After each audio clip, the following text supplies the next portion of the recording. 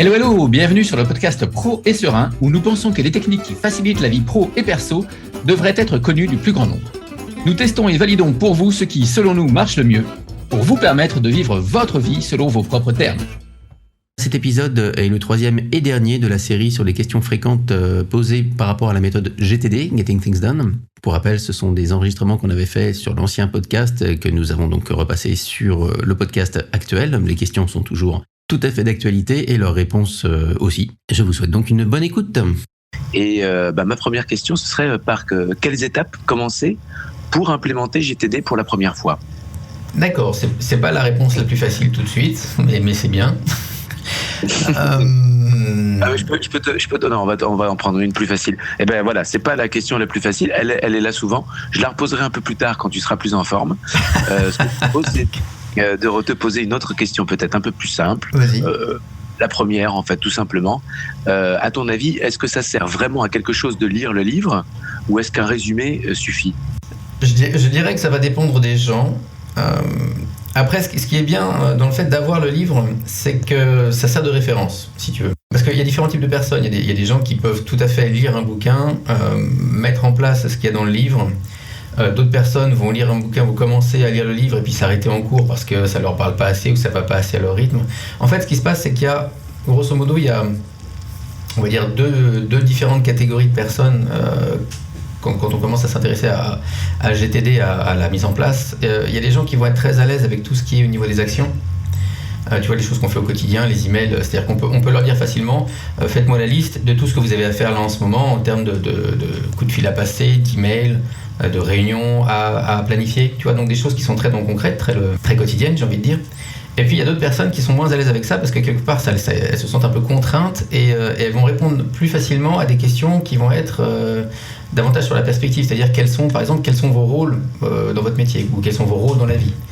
Ça va leur parler davantage. Ils vont dire dans mon métier, je suis directeur financier, donc je m'occupe de tel aspect, je m'occupe de surveiller celui-là, je m'occupe de etc. Donc ils sont des choses de plus haut niveau. Il n'y en a pas un qui est meilleur que l'autre, hein. Les deux sont évidemment légitimes, puisque de toute façon les deux, il faut bien les faire, donc il y a bien un moment où il faut faire des actions. Et même pour les gens qui sont tout à fait dans les actions, il y a bien un moment où il faut savoir à quoi ça sert, quoi. Ou du moins dans quel cadre ça s'inscrit. Mais en termes d'approche vis-à-vis de la méthode, ça joue son rôle. Et effectivement, la partie des gens qui sont davantage en réflexion sur les choses de perspective, sur les rôles, les choses comme ça, lire le bouquin, quelque part, le bouquin met du temps à démarrer pour eux. C'est un peu ça. C'est-à-dire que il y a les histoires, il y a un peu ce que raconte David Allen au départ, et ils se disent un petit peu, quand est-ce qu'on en vient à ce qui m'intéresse vraiment, puisque le bouquin commence quand même par les 5 étapes de la méthode. Alors, pour répondre à la question plus brièvement, ça sert de lire les livres. Pour moi, ça sert surtout de référence derrière. C'est-à-dire qu'on peut très bien venir en formation, par exemple, sans avoir lu le bouquin. C'est aucun problème avec ça. On peut très bien commencer un coaching sans avoir lu le livre.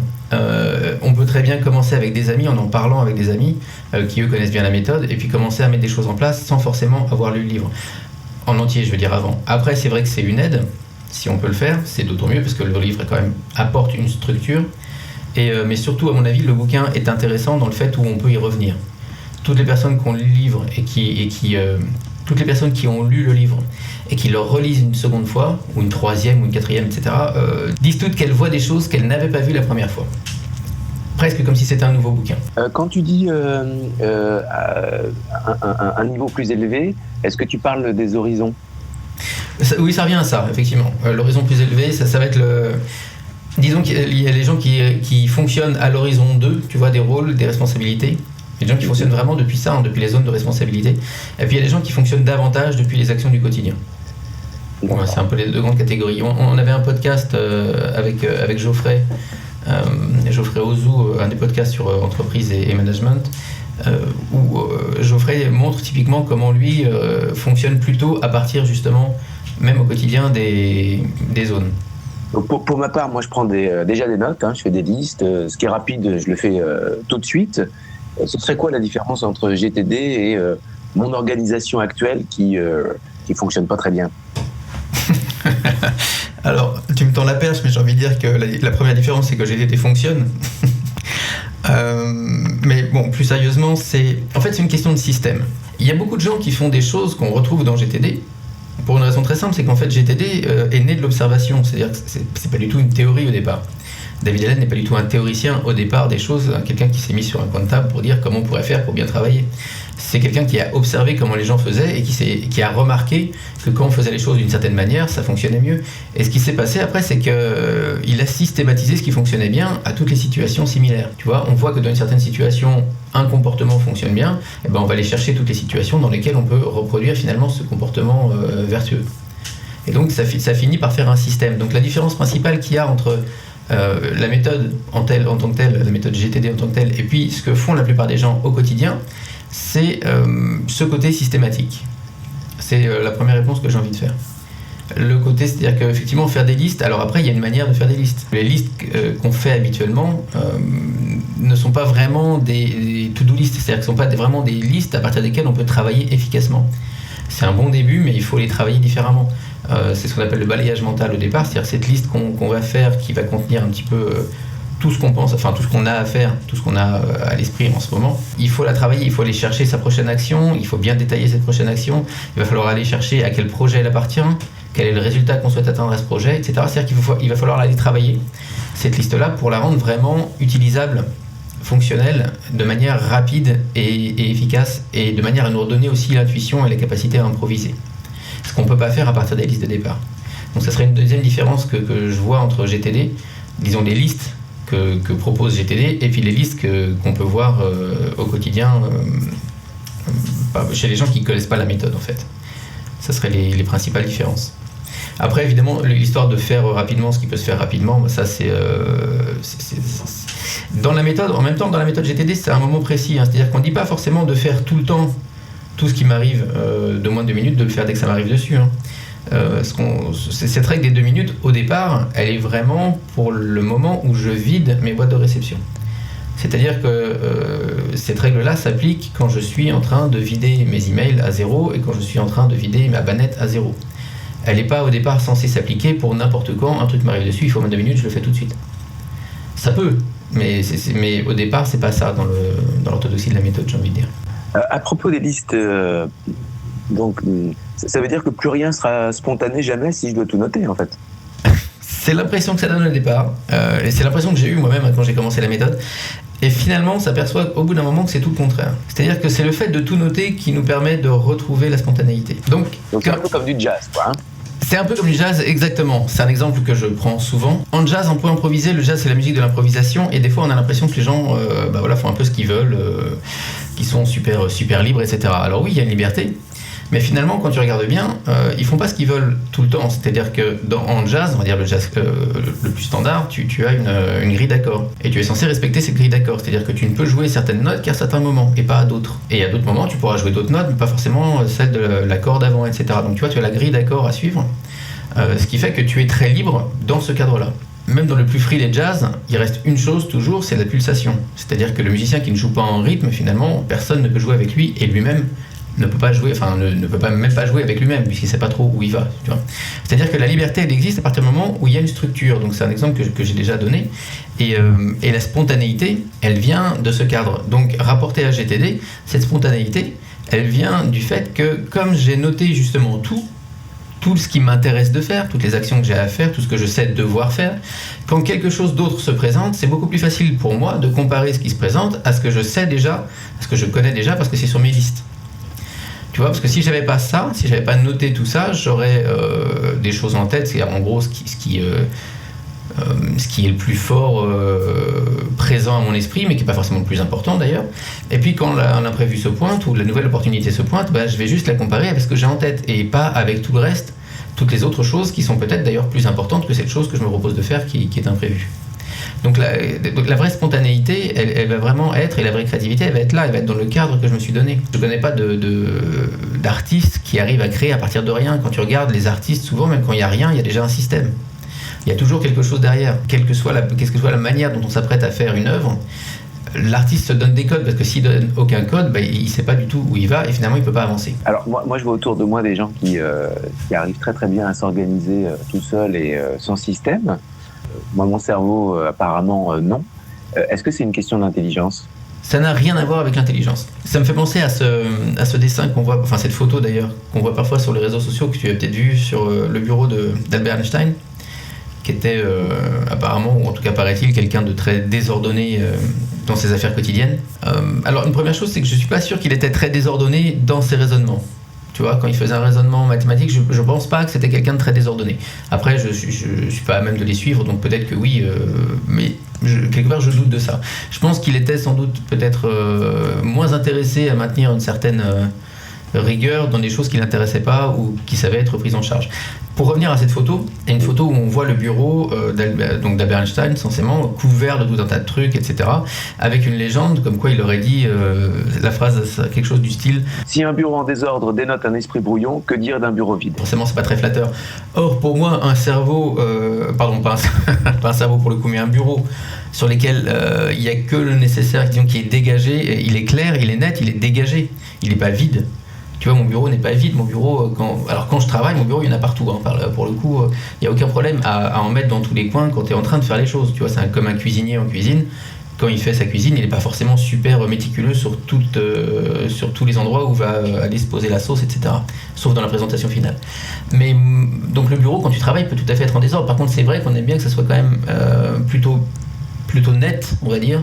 Au début et à la fin, c'est comme un plan de travail, encore une fois en cuisine, quand ils se mettent à faire la cuisine, avant ils font la mise en place. Donc il y a la mise en place en salle, qui consiste à tout bien mettre comme il faut, et il y a la mise en place en cuisine aussi, qui consiste à faire en sorte que les outils soient bien à la place, qu'ils soient bien propres, qu'ils soient bien nets, que les plans de travail soient disponibles. Parce que si on se met à travailler dans un endroit, tu vois, si on se met à faire la cuisine dans un plat qui est sale, marche moins bien. Si on se met à devoir chercher la cuillère pour faire la sauce, on risque de rater la sauce. Tu vois, c'est des choses comme ça. C'est pas de la maniaquerie, c'est plus facile pour faire les choses. Et pourquoi est-ce que le cerveau, ou du moins comment est-ce que le cerveau fonctionne par rapport à aux idées qui arrivent parce que c'est assez passionnant, c'est un des aspects passionnants de la méthode, c'est cette explication du fonctionnement du cerveau, en fait.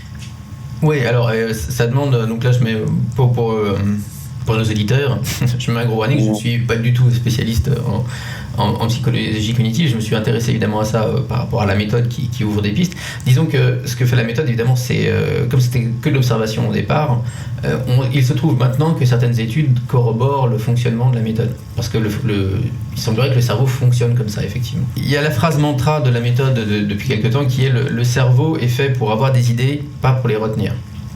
Ce que veut dire cette phrase, c'est que effectivement notre cerveau est une superbe machine à trouver des solutions, à établir des rapports entre des choses qu'on n'a pas en apparence, à faire des comparaisons et essayer de trouver des points communs entre les choses pour trouver des solutions. En fait, c'est une machine à résoudre des problèmes vraiment.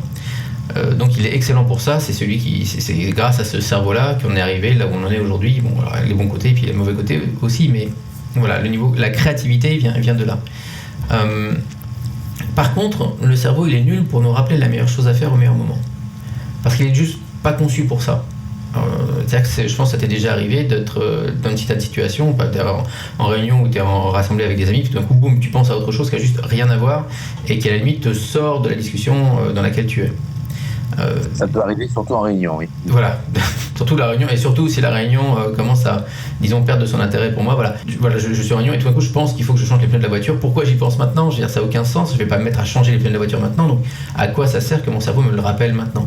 À rien de spécial, sinon à m'en souvenir. C'est-à-dire que le cerveau va me rappeler les choses que j'ai à faire, mais à des moments qui vont être totalement aléatoires pour moi. Si j'ai de la chance, ça va tomber au moment où justement je peux m'en occuper, mais vraiment on ne peut pas compter là-dessus, c'est-à-dire qu'il n'est pas fiable pour ça. Donc c'est pour ça que nous on note tout et qu'on se sort toutes ces choses-là, parce qu'on ne peut pas compter sur le cerveau pour nous rappeler de ce qu'on a à faire. Maintenant, en ce qui concerne la production d'idées, il se trouve qu'on a rarement l'idée géniale quand on est en train d'écrire un email, par exemple. Tu vois, parce que quand tu es en train d'écrire un email, tu es en train d'écrire un email, c'est-à-dire que ton attention est centré sur le fait d'écrire cet email. Qu'est-ce que tu veux raconter, comment tu vas le dire, et puis le simple fait de l'écrire, de taper sur le clavier pour faire la rédaction, etc. Tout ça mobilise ton attention, et du coup, il n'y a pas de place pour l'idée, j'ai envie de dire. C'est un peu ça, si je devais faire un résumé. C'est-à-dire que tu es tellement concentré sur un truc que tu n'as pas l'idée. L'idée géniale, en général, tu l'as quand? Tu l'as quand tu es détendu, déjà. Quand tu es je sais pas moi, dans le dossier de ton siège en train de regarder par la fenêtre, ou quand tu conduis en voiture, ou quand tu es sous la douche. C'est-à-dire dans ces moments où finalement ton attention ne se fixe pas sur un point particulier Et du coup, ton cerveau se met à faire un peu on peut appeler ça de la rêverie, mais c'est pas forcément négatif, c'est pas forcément péjoratif, c'est juste, voilà, tu te mets à penser à plein de choses d'ordre différent, et tout d'un coup, boum, tu vas connecter deux choses entre elles et ça va faire une idée. En gros, il y a deux modes de fonctionnement, si je vais vraiment dans les grands schémas. Tu as le fonctionnement du cerveau qui va être sur la production, sur l'action. D'accord ? Quand je suis en train de faire quelque chose, et bien à ce moment-là, mon attention se focalise sur quelque chose en particulier, et du coup, je ne suis pas disponible pour quelque chose d'extérieur. Hein, on ne peut pas faire deux choses à la fois. Enfin, le cerveau ne peut pas fixer son attention sur deux choses à la fois, simultanément, de la bonne manière. Par exemple, quand tu as appris à conduire, au début c'était compliqué, ton attention était complètement sur la conduite elle-même du véhicule. Il fallait conduire droit, il fallait suivre la route, en même temps il fallait démarrer, il fallait avancer, il fallait changer les vitesses. Il y a 3 pédales, tu as 2 pieds, enfin voilà, c'était assez compliqué, du coup toute ton attention était mobilisée là-dessus. Alors que maintenant que c'est devenu quelque part procédural, c'est une habitude, bah, tu peux tout à fait prendre ta voiture, arriver à un endroit, tu sais même plus comment, et en prenant cette voiture, ton attention n'est pas fixée sur la conduite elle-même, tu as ton attention qui est un peu sur la route, mais si tout va bien, au bout d'un moment tu vas te mettre à penser à d'autres choses. C'est pas faire deux choses vraiment à la fois, hein. C'est juste on passe de l'attention d'un moment à l'autre. Quand ton cerveau mobilise son attention sur quelque chose, il n'est pas disponible pour autre chose. Il n'est pas disponible pour la production de nouvelles idées ou la créativité. Il est disponible pour la créativité justement quand il ne fixe pas son attention sur un point précis. Tu vas avoir des idées parce que du coup tu vas justement penser et faire des rapports entre les choses. Donc contrairement à une idée reçue, le cerveau est structurellement monotâche. Absolument. Enfin, consciemment en tout cas. Dans son fonctionnement, c'est ce qui semble être, hein, toutes les études récentes le montrent. On ne peut pas faire deux trucs à la fois. Par contre, ce qu'on arrive à faire plus ou moins, c'est du fractionner, c'est-à-dire passer rapidement son attention d'une chose à une autre, et puis à une autre, et puis à une autre. Mais c'est très fatigant et ça consomme beaucoup d'énergie. Et en général, ça nous ralentit même. Alors justement, par exemple, je viens d'acheter le livre, j'ai commencé à le lire. Pour toi, par quelles étapes on peut commencer ou on doit commencer pour implémenter GTD pour la première fois ? Alors, tu vois, on parlait tout à l'heure des personnes qui vont aborder la chose sous l'angle des zones de responsabilité, c'est l'horizon 2, et puis les autres personnes qui vont aborder la chose par le terrain. Donc déjà, suivant la sensibilité propre de chacune de ces personnes-là, j'ai envie de dire, essayez de voir où on est, où est-ce qu'on se situe. Est-ce que je suis plutôt quelqu'un qui pense en termes de responsabilité, quels sont mes rôles dans la vie, ou est-ce que je suis plutôt quelqu'un qui pense en termes de qu'est-ce que j'ai à faire, quelles sont les choses vraiment très concrètes là que j'ai à faire en termes d'action et de projet. Parce que ça peut donner deux axes différents. Si je suis dans le premier cas, donc le cas des gens qui sont, on va dire, en termes de zone de responsabilité, qui pensent en termes de rôle, pour moi, la première chose, une chose intéressante en tout cas à faire pour démarrer, pour me familiariser avec la méthode, ça serait justement de faire la liste de ces rôles-là. Me dire, ok, qu'on peut faire d'ailleurs sous forme de carte mentale, hein, de mind map, c'est très pratique pour ça. Donc voilà, on se met au milieu et puis on se dit, voilà, au milieu on se met par exemple professionnel, et voilà, au niveau professionnel, quels sont mes rôles, qu'est-ce qu'on attend de moi, quelles sont les zones que je dois couvrir, quels sont les points, quels sont les endroits, les zones, les aires sur lesquelles je dois avoir mon attention. Et faire la liste de ça. En termes de mind map. Donc c'est une mind map qui peut avoir plusieurs niveaux, hein, c'est-à-dire en termes de branches. Je peux avoir professionnel, j'ai un premier niveau qui va être, je sais pas moi, mettons que je sois dans les ressources humaines, et ben un premier niveau qui va être tout ce qui est l'embauche des nouveaux salariés. Donc l'embauche des nouveaux salariés suppose ensuite d'autres sous-domaines quelque part qui vont être, je sais pas moi, l'onboarding, comment on fait quand un nouveau arrive, comment on fait le processus de recrutement, comment on fait diverses choses comme ça. Donc je ferai vraiment cette première carte-là au niveau professionnel, puis je la ferai aussi au niveau personnel. Alors, quels sont mes rôles en tant que, est-ce que j'ai des enfants, j'ai des rôles vis-à-vis d'eux. Si j'ai encore mes parents, j'ai aussi des rôles vis-à-vis d'eux. Si j'ai des amis, j'ai des rôles vis-à-vis d'eux. On pense rarement en termes de rôle de cette manière-là avec ses amis, parce que quelque part c'est quelque chose d'intuitif, c'est un comportement intuitif, mais si je suis ami avec quelqu'un, ça suppose que je nourris cette amitié, qu'on se voit, qu'on fasse des choses ensemble, etc. Vous voyez, il y a des interactions de ma part. Si je fais jamais rien, il ne se passera plus rien au bout d'un moment. Donc voilà, je commencerai par ça, et ensuite aller chercher dans chacune de ces zones quel projet j'ai en ce moment pour faire vivre ces zones-là. Sachant qu'il y a des zones qui vivront pas, et puis il y a des zones qui vivront, etc. Donc je partirai vraiment un peu comme ça. Et une fois que j'ai les projets, j'irai me dire, ce projet maintenant, comment je pourrais le démarrer. Donc j'irai chercher ma prochaine action. À l'inverse, maintenant, si on est plutôt le type de personne qui réagit mieux, on va dire, qui est plus à même de voir les projets à faire, les actions, etc. du moment, là pour le coup, je ferai la liste de tout ce que j'ai à faire en ce moment. Ça partirait par ce balayage mental, comme on dit dans la méthode, c'est-à-dire, qu'est-ce que j'ai à faire dans ma vie en ce moment ? Ou qu'est-ce que j'ai envie de faire ? Parce qu'il peut y avoir des choses sur lesquelles je n'agis pas effectivement maintenant, mais qui m'intéressent. Apprendre le néerlandais, apprendre le violoncelle, des choses comme ça que je peux avoir envie de faire. Ça vaut le coup de les noter pour agir dessus plus tard. Mais en tout cas, si je suis dans le deuxième cas, je ferai cette liste-là de tout ce que j'ai à faire. en termes d'action, que j'irai ensuite décliner en termes de résultats à atteindre. Finalement, cette action-là, elle sert à quoi ? Qu'est-ce que je cherche à faire avec ces actions ? C'est mon résultat, donc ça, c'est mon projet. Et puis voilà, je démarrerai la méthode comme ça, donc en notant et puis en allant cherchant ensuite mes actions. Donc on part soit des zones de responsabilité, soit des actions, selon finalement ce qui nous est le plus proche, quoi. Oui. Et puis après, se concentrer sur les fondamentaux. C'est-à-dire que même si on est parti des zones de responsabilité, il n'empêche qu'il faut quand même faire les choses. Dans le monde dans lequel on vit, la seule chose qu'on peut vraiment faire finalement, c'est agir, c'est des actions concrètes. Finir par... le premier truc à mettre en place, pour moi, c'est les fondamentaux, c'est vraiment les 5 étapes. Noter ce qui retient notre attention, clarifier ce que ça veut dire en termes de prochaine action et de projet, organiser ça dans les listes qui vont bien, donc les listes de contexte pour la méthode, la liste de projet, la liste en attente, le calendrier, revoir l'ensemble une fois par semaine, ça c'est vraiment le point critique, c'est la revue hebdomadaire, et puis au jour le jour, au quotidien, quand je décide quoi faire, je travaille à partir de mes listes. C'est-à-dire, je suis tel endroit, je vais sortir telle liste qui correspond à l'endroit dans lequel je suis, et puis ça va me donner la liste de ce que je peux faire à cet endroit-là. En quoi, justement, de ranger les projets, ou du moins les actions en contexte, ça rend ces to-do list plus efficaces? Alors, il y a deux choses qui rendent les to-do list plus efficaces. Il y a effectivement ce rangement par contexte, et il y a aussi le fait qu'on détaille vraiment les actions qu'on va mettre dessus. D'accord, c'est-à-dire qu'on met les prochaines actions, on ne met pas toutes les actions de tous les projets, on met que la prochaine action, et cette prochaine action, on va la détailler, c'est-à-dire qu'on ne va pas juste mettre appeler Jean-Paul. Alors c'est sûr que sur le moment, on sait très bien pourquoi on doit appeler Jean-Paul, quand on écrit l'action, on sait bien à quoi ça correspond, etc., puisqu'on vient de réfléchir à ça. Mais ce qui se passe, c'est que 3-4 jours plus tard, 5 jours plus tard, noyé au milieu de tous les autres appels, on ne sait plus pour qu'est-ce qu'on lui voulait à Jean-Paul.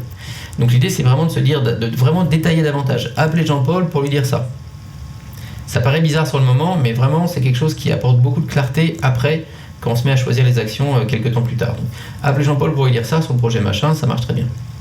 Donc ça, c'est quelque chose qui va beaucoup aider aussi ces listes de prochaines actions. Maintenant, en quoi le fait de les ranger par contexte est intéressant ? Le premier intérêt, c'est que ça nous permet de filtrer tout ce qu'on a à faire uniquement en fonction du lieu où on est, des outils, etc. C'est-à-dire qu'on réduit considérablement nos possibilités, simplement en tenant compte de l'environnement. C'est-à-dire que quand je suis au bureau, forcément, il y a plein de choses de la maison que je ne peux pas faire. Du coup, ça ne me sert à rien de les voir. J'ai même pas envie de les voir parce que je ne peux même pas agir dessus, ça sert absolument à rien. À l'inverse, quand je suis à la maison, pour le coup, là, je veux voir ce que je peux faire à la maison. J'ai pas envie de voir ce que je peux faire au bureau puisque j'y suis pas. Donc, c'est un peu ça l'intérêt des contextes, c'est de rassembler les actions par même nature d'action, c'est-à-dire, et pouvoir les faire justement quand on est dans la situation de pouvoir les faire. Après, il y a un autre intérêt qui va être, dans certains contextes, on va pouvoir utiliser notre cerveau justement d'une manière différente, c'est-à-dire que le cerveau adore les modes de fonctionnement. Il adore rester dans certains modes de fonctionnement. Les commerciaux connaissent ça par cœur. Les commerciaux, quand ils passent les appels, en général, passent tous leurs appels en même temps. Alors que si on regarde bien, ça pourrait être étonnant. Ils appellent des gens différents sur des problématiques différentes pour leur vendre des choses différentes. On pourrait se dire, mais pourquoi ils prennent pas le premier client, le premier dossier, ils l'appellent, ils font le compte rendu de l'appel, ils font le devis, puis ensuite ils vont prendre le deuxième dossier, faire l'appel, le compte rendu, le devis, etc. Et en général, non. Ils vont faire, les commerciaux vont faire tous les appels en même temps. Et il y a des chances qu'ils fassent tous les devis en même temps aussi. Parce que c'est le même mode de fonctionnement et finalement on dépense moins d'énergie mentale à rester dans le même mode de fonctionnement sur des projets différents plutôt qu'à rester sur un même projet et changer de mode de fonctionnement. D'accord. Ça marche pas pour tout, t'as pas de mode maison, t'as pas de mode Jean-Marc si jamais t'as des choses à voir avec Jean-Marc, tu vois. Mais par contre, on a un mode pour les emails, clairement. Donc il y a clairement un intérêt à faire tous ces emails d'un coup. Alors je dis pas traiter tous les emails d'un coup, je veux dire par exemple, si je sais que j'ai 5, 6, 7 emails auxquels il faut que je réponde, je sais déjà quelle réponse faire, voilà, j'ai intérêt à les faire à la suite. Je serai beaucoup plus efficace et ça serait moins fatigant. De la même manière qu'on a intérêt à faire les appels. Donc on a un mode appel. Souvent, dans certains logiciels, il y a un mode de fonctionnement du logiciel qui induit un mode de pensée du cerveau qui fait qu'on a intérêt à rester dans le même logiciel et faire tout ce qu'on peut faire sur tous les projets différents sur ce logiciel-là. D'accord. Il y a d'autres intérêts encore, mais vraiment, c'est les deux majeurs. Et puis évidemment, il y a l'intérêt aussi de rassembler les choses, de pouvoir les mutualiser. Simplement de me rendre compte que si j'ai besoin d'aller à un endroit pour un projet, et que si je peux y aller pour 5 projets, c'est super. Une fois que je suis à cet endroit-là, je travaille sur les 5, et j'ai même plus besoin de me dire, tiens, qu'est-ce que je peux faire maintenant que je suis ici ? J'ai simplement à sortir ma liste de contexte, et ça me dit tout ce que je peux faire là où je suis. La méthode GTD, elle fonctionne aussi avec des différents horizons. Moi, j'aimerais que tu puisses nous en dire un peu plus.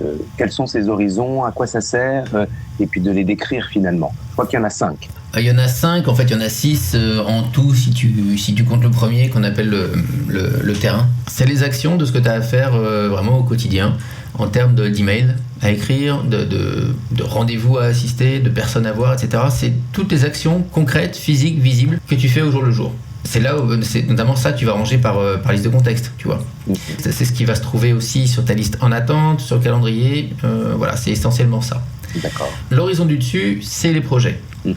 Donc c'est ce fameux fil rouge qui nous permet de relier entre elles toutes les actions du dessous, d'accord ? Toutes les actions qui vont faire que j'ai atteint le résultat que je voulais atteindre. Ces projets, ça prend quelle forme ? Ça prend la forme de la fameuse liste de projets, d'accord ? C'est pour ça qu'on invite les gens à avoir une liste exhaustive de tous les projets en cours, pro, perso, et puis quelle que soit la taille ou l'importance de ces projets-là, juste pour avoir une bonne notion de la charge de travail à chaque instant. Et c'est ça qu'on va voir de manière hebdomadaire. D'accord ? C'est le cœur de la revue hebdomadaire. On est tout à fait libre de revoir cette liste de projets plus fréquemment. Mais en tout cas, on vous dit au moins une fois par semaine, on met à jour tout ça. On vérifie qu'il y a bien les actions, etc. D'accord. Alors, hop, l'étage du dessus, c'est les zones de responsabilité. C'est-à-dire les rôles qu'on a dans la vie, les zones, les sphères de la vie professionnelle, personnelle, qui sont importantes pour nous, qu'on a envie de maintenir, et dans lesquelles on a des standards, on va dire. Des standards. Pour nous, c'est des standards en termes de, voilà, je veux que ça soit au moins à ce niveau-là. Il y a un peu cette idée-là. Santé, la sphère santé, c'est-à-dire que pour moi, c'est important d'être en forme. Alors après, être en forme, ça veut dire plein de choses différentes. Donc pour moi, ça veut dire un truc précis, ça ne sera pas la même chose pour d'autres personnes. Voilà, mais c'est en tout cas les standards de ce que je considère devoir avoir envie, en tout cas, de maintenir. Ces zones de responsabilité, elles touchent à la fois le professionnel et le personnel. Ouais. Oui, parce qu'on est une seule personne et on a, si tu veux, cette division personnelle-professionnelle, elle vient du fait que dans le monde dans lequel on vit, il y a une espèce de division comme ça du travail qui fait qu'il y a un truc pour lequel on est payé, et on appelle ça un travail, et puis il y a tout un tas d'autres activités pour lesquelles en général on n'est pas payé, et on n'appelle pas ça le travail, on appelle ça le perso. Mais globalement, pour le cerveau, c'est la même chose. D'accord. Le cerveau dépense autant d'énergie mentale pour aller chercher les carottes de ce week-end, en tout cas penser à le faire, que pour se rappeler qu'il faut signer un contrat à 5 millions. C'est pareil. D'accord. Donc, c'est une division arbitraire qui fait pro ou perso, mais finalement, c'est la même chose. Donc ça va être quoi ? Ça va être au niveau professionnel, typiquement, c'est ce qu'il y a sur une fiche de poste. C'est ce qu'on va trouver dans les manuels d'employés, ça va être ce qu'il y a sur des checklists de vie. Voilà, on revoit ça quand on revoit ça en gros tous les mois. On peut revoir ça tous les 3 mois peut-être. Ces zones de responsabilité, maintenant que j'en parle, elles sont très importantes dès qu'on a un problème d'équilibre, justement dans la vie pro et perso. Dès qu'on sent que l'équilibre est plus bon, en tout cas qu'il ne nous convient plus, c'est vraiment très bénéfique d'aller faire un tour à ce niveau-là, de faire la liste de ça, ou si elle est déjà faite, de la revoir pour justement voir où est-ce que ça pêche, quoi, ou comment il faut que je fasse, sur quelle zone il faut que j'appuie pour retrouver davantage d'équilibre. Et dès qu'il y a un changement de vie, c'est un super endroit aussi pour aller voir. Changement de vie, ça peut être un nouveau poste, ou être en transition dans tel ou tel domaine. C'est super parce que du coup, ça permet de définir les anciennes responsabilités, les nouvelles, et puis comment je vais rejoindre l'ancienne avec la nouvelle. C'est quelque chose dont je me sers beaucoup, même en coaching de transition, c'est un outil dont je me sers beaucoup. D'accord. Alors après, on a l'horizon du dessus, qui est peut-être, on pourrait voir ça de nature différente, parce qu'on présente souvent sous terme de but et objectif, finalement, qu'est-ce qu'on a envie d'accomplir d'ici 2 ans, 3 ans, d'accord ? Qu'est-ce qu'on a besoin de faire de manière à ce que notre vision, qui est l'étage du dessus, devienne une réalité, ok ? Donc ça, c'est des choses qu'on va aborder en séminaire, typiquement en entreprise. Avec le board, on peut avoir aussi des conseils de famille à certains intervalles, etc. C'est le planning stratégique, c'est que ce qu'on veut faire. Quels objectifs on se propose d'atteindre, si on en a, ou comment on va s'y prendre. Ça, typiquement, c'est le genre de truc qu'on peut revoir tous les ans. Tous les 6 mois, si on est vraiment en période où on veut vraiment faire attention où on va, tous les ans, après, ça peut suffire. On le présente comme ça. Après, ce que les gens ne voient pas forcément tout le temps, c'est que ça peut être un moyen aussi de réfléchir à nos zones de responsabilité sur cet horizon-là, sur l'horizon des objectifs. C'est-à-dire, je peux très bien prendre une zone de responsabilité, par exemple la santé. Donc si je reste à l'horizon 2, la santé, ça va être quoi ? Ça va être donc ce que je disais, les standards. C'est-à-dire que pour moi, me maintenir en forme, ça veut dire telle et telle chose. Je pourrais avoir des projets en dessous, mais je peux avoir aussi des choses au-dessus. C'est-à-dire me dire, ok, maintenant ma santé, dans 3 ans, c'est quoi ? Où est-ce que je veux être dans 3 ans sur cette truc de santé ? Est-ce que j'ai envie peut-être de perdre du poids ? Est-ce que j'ai envie d'avoir des abdos de folie dans 3 ans ? Voilà. Je peux réfléchir comme ça, ou est-ce que je peux dire finalement dans 3 ans pareil, ça change pas, etc. Je suis libre de faire ce que je veux. Mais c'est à dire qu'on peut décliner les zones de responsabilité, c'est un étage super intéressant, l'horizon 2. On peut le décliner aussi aux horizons 3 et supérieurs. Et c'est un truc qui n'est pas souvent vu parmi les gens qui pratiquent la méthode. C'est-à-dire qu'ils vont réfléchir en termes d'objectifs vraiment assez, j'ai envie de dire, assez professionnels, assez en termes d'entreprise, voilà ce que je veux avoir fait, etc. Mais ils ne vont pas forcément décliner ça par zone. Et ça peut être un travail intéressant de se dire, voilà, ma santé dans 3 ans, c'est ça. Ma spiritualité dans 3 ans, c'est ça. Financier dans 3 ans, c'est ça, etc. Ouais, tu vois, développer quelque part, un peu comme une fleur, on irait développer maintenant l'horizon des attentions de la zone de responsabilité. Bah hop là, on va aller voir au niveau, qu'est-ce que ça donne à 3 ans. Donc en fait, il y aurait en fait quelque chose de statique par rapport aux zones de responsabilité. Qu'est-ce que j'en pense maintenant? Et on peut le faire avancer ces zones de responsabilité dans les 3 horizons suivants. Oui, absolument. Ouais. Parce que de toute façon, in fine, tout ça, c'est jamais moi, hein, c'est jamais que moi, je veux dire, qui suis en haut de la pyramide. Donc tout ça, c'est assez logique. Mais c'est un chemin qui est intéressant de faire. Alors après, on a l'horizon du dessus encore, donc l'horizon 4. Et l'horizon 4, c'est ce qu'on appelle souvent la vision. Cette vision, c'est le résultat accompli quelque part. Qu'est-ce que je vais avoir fait souvent d'ici 10 ans, hein, c'est un peu le résultat à long terme. Les scénarios de rêve, les choses que je me propose de faire. C'est-à-dire que c'est pas tellement... Pourquoi je dis 10 ans? Je dis 10 ans parce qu'en fait, il n'y a pas vraiment de durée. C'est juste parce que 10 ans, en général, c'est suffisamment loin pour que finalement, on arrête d'essayer de se mettre des échéances. C'est un peu ça l'idée. Mais finalement, à quoi ça ressemble quand c'est un succès en termes de vision, de résultats atteints? Et donc là aussi, on peut très bien décliner, et même, c'est un super travail pour ceux que ça intéresse de le faire, d'aller chercher... Mais là, on est vraiment dans les pour ceux qui ont fait les formations, on est du niveau 2 à 3, on est au niveau 3, quoi, quand même. Voilà, aller décliner chacune de ces zones de responsabilité aussi, comme ça, en termes de vision. Qu'est-ce que ça veut dire dans l'état ultime? Pour moi, cette zone de responsabilité, santé. Qu'est-ce que ça raconte vraiment sur l'échelle d'une vie, presque, hein. Ça c'est l'horizon 5, mais qu'est-ce que ça raconte? Pourquoi pas déjà dès l'horizon 4 comme ça? En termes de succès à long terme, ça veut dire que constamment, ayant pris soin de moi, voilà, moins de maladies, moins de trucs, etc. Je suis plus en forme, j'arrive quand même à faire des trucs à 60 que je pouvais encore faire à 40. Enfin, voilà. Essayer de vraiment envisager un peu les choses comme ça. Quand est-ce qu'on voit ça? Finalement, à quelle fréquence on voit ça? Curieusement, il n'y a pas vraiment de fréquence définie. C'est quelque chose qu'il faut revoir à chaque fois qu'on a besoin de clarté, de direction, d'alignement ou de motivation. Parce que c'est quelque chose, comme c'est une vision qui est accomplie, en général, c'est assez motivant. C'est vraiment des trucs qui sont très inspirants, tu vois. Ouais. Ça aussi, c'est typiquement quelque chose qu'on voit en séminaire, mais à plus longue échelle. Et à l'échelle d'une carrière, presque à l'échelle d'une vie d'entreprise. Des choses en holacratie qu'on va aller chercher là-dedans, c'est à quoi sert, c'est un peu on approche de la raison d'être qui est l'étage du dessus, mais à quoi sert l'entreprise, quoi. Qu'est-ce qu'on a accompli?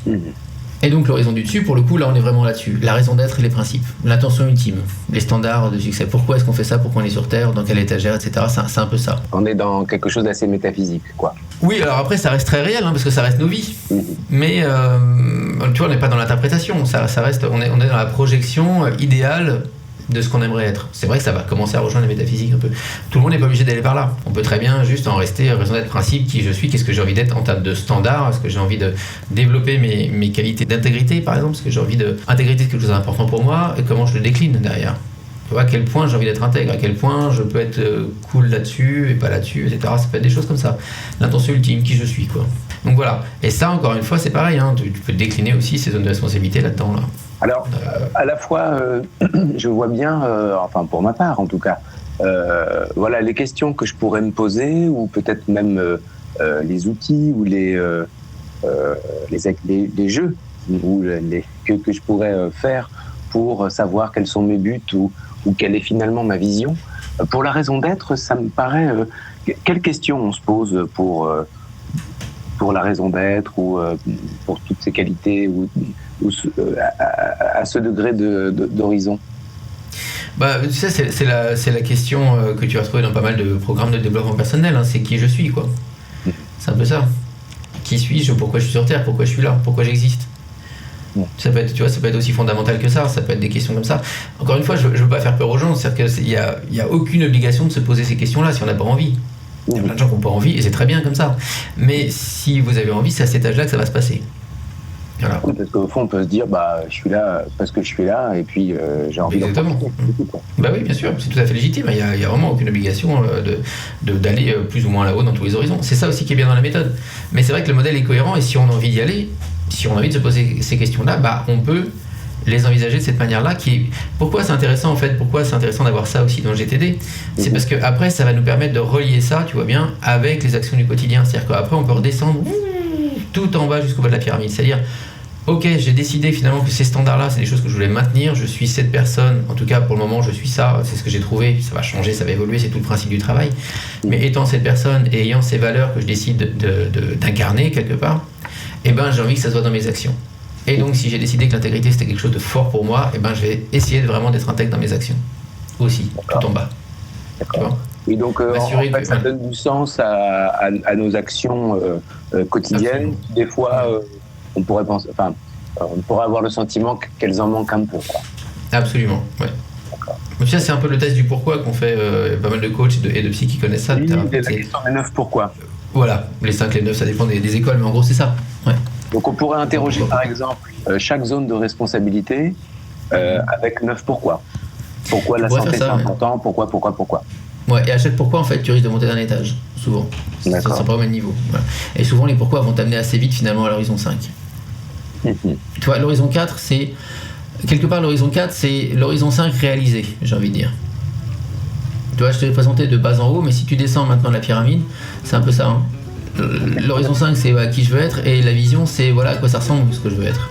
D'accord. Pro et serein, c'est fini pour aujourd'hui. J'espère que l'épisode vous a plu. Si c'est le cas, n'hésitez pas à vous abonner, à en parler autour de vous et pourquoi pas à nous laisser un commentaire soit sur votre plateforme préférée, soit même sur le forum du site www.proetserein.com qui est en accès libre à la lecture. Restez pro, restez serein et nous vous retrouvons au prochain épisode.